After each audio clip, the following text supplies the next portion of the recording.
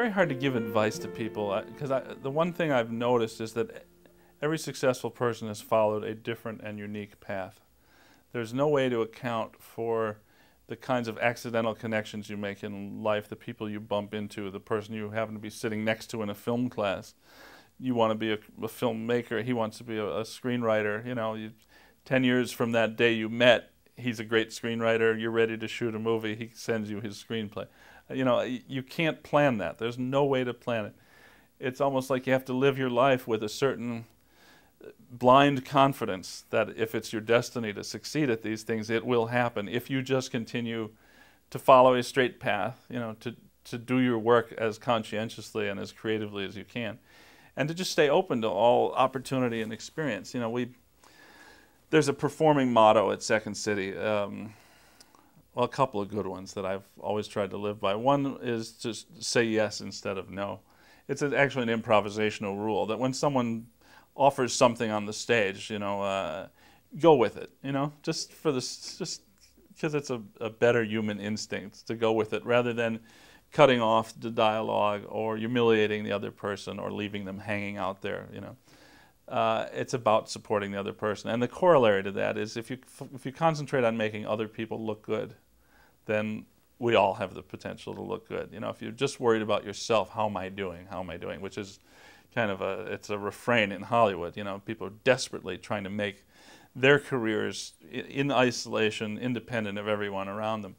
And I've always found that my career happened as it's a result of a tremendous synergy of all the talented people I've worked with, all helping each other, all connecting and reconnecting in different combinations.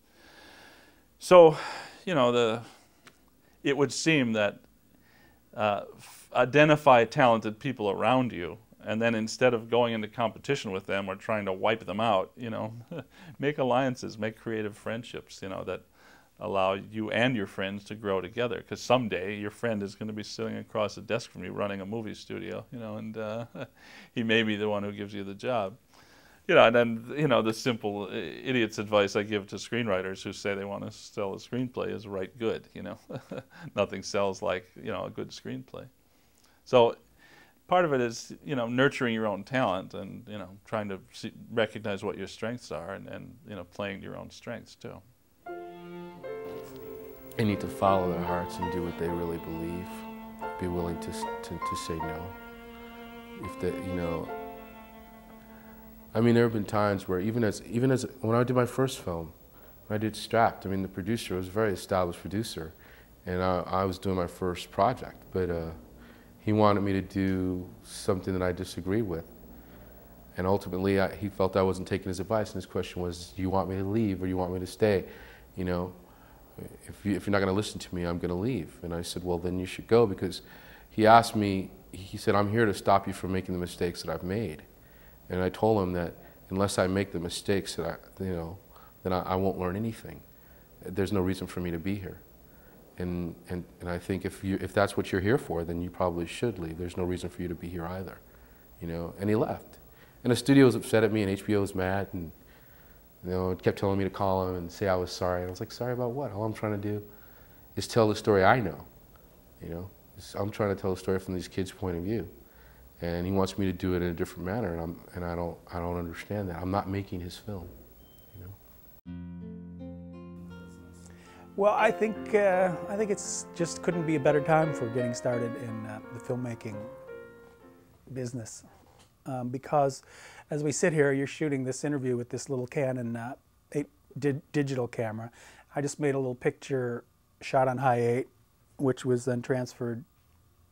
Actually, it was the output from the Avid was then transferred to, I think, Digibeta. When we did the color correction, we did it at Cutters here in Chicago, and then we took that master and took it to Sony High Def in Los Angeles, and they transferred that to high def, and then from the high def master, they transferred to 35mm film. And in some ways, I think it's the most miraculous of, you know, the miracle baby, so to speak, that it was born and that it exists, that it's a 35mm print. And I think for young filmmakers now that they have these little digital cameras that produce this incredibly high quality image, that it becomes much easier for young people to get out there and make a film, especially if they're in some film school somewhere. And it doesn't have to be USC or NYU or UCLA. It can be just a little program that can afford some digital aid equipment and perhaps an Avid somewhere on premise. Work with people at your own level who are gifted, but above all, make a film. If it's 2 minutes, if it's 5 minutes, if it's 10 minutes, and then show it to people. And if you make one film, chances are almost for sure you'll make two.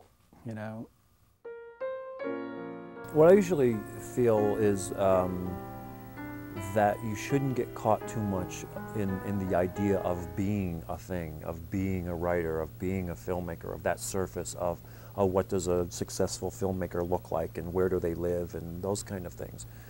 That to me, the storytelling is what's important, the ability to be in that conversation, in that large conversation. And so if you can find a way in, even if it means you're mimeographing your own book or you're shooting on video or whatever, of course you're going to be aware of how that limits your audience, but instead of just sitting around moping and saying, oh, they're never going to give me enough to make my $5 million movie in 35, maybe that thing can be expressed in other ways first. And then maybe some fairly famous filmmakers, that will get enough notice and you'll get to remake it later in the 35 mil, version with the real budget. Anyway, thank you.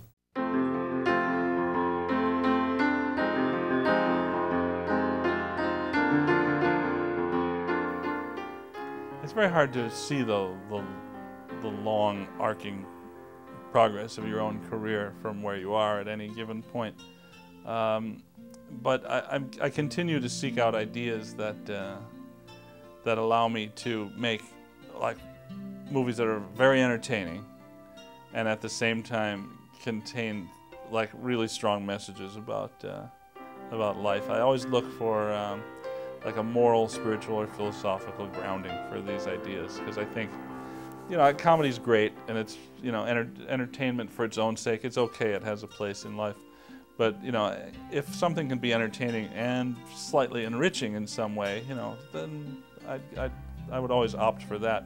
Even movies that have historical content. I mean, at least you learn something. Even in a bad historical movie, you're going to pick up some facts, that you didn't have before. Whereas something that's made purely for entertainment's sake, what are you left with? I mean, I never see genre pictures for that reason, almost never, unless I just want to eat some popcorn, in the middle of the day and I've got nothing better to do. But I never go see mysteries to see a mystery or a love story to see a love story. There's nothing to be learned. There's nothing new that we haven't seen a million times. And some of them are very entertaining. That's fine, that's great. But I'd rather spend my time, learning something, getting some enrichment from something.